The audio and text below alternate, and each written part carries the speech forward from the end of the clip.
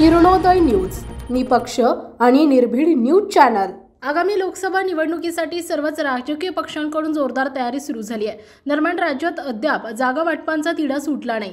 तसेच वंचित बहुजन आघाडी महाविकास आघाडी सामील होणार का याबाबतही राज्याच्या राजकीय वर्तुळात चर्चा होतीये। याचबरोबर सोलापूर जागेबाबतही सध्या जोरदार चर्चा सुरू आहे। याबाबत राज्याचे माजी मुख्यमंत्री आणि काँग्रेसचे वरिष्ठ नेते सुशीलकुमार शिंदे यांनी भाष्य केलंय।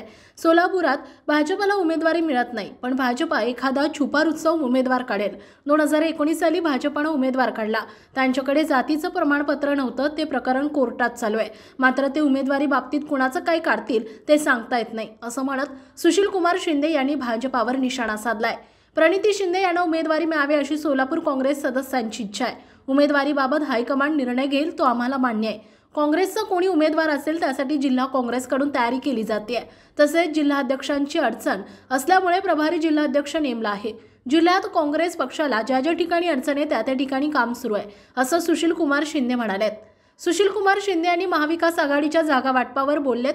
महाविकास आघाडीसोबत प्रकाश आंबेडकर येतील। मागील निवडणुकीत त्यांना अनुभवाचे चटके बसलेत, त्यातून ते सुधारतील अशी माझी कल्पना आहे।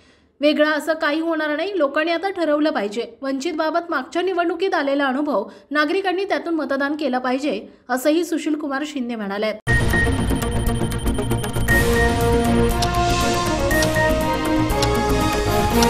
किरणोदय न्यूज, निपक्ष आणि निर्भीड न्यूज चॅनल।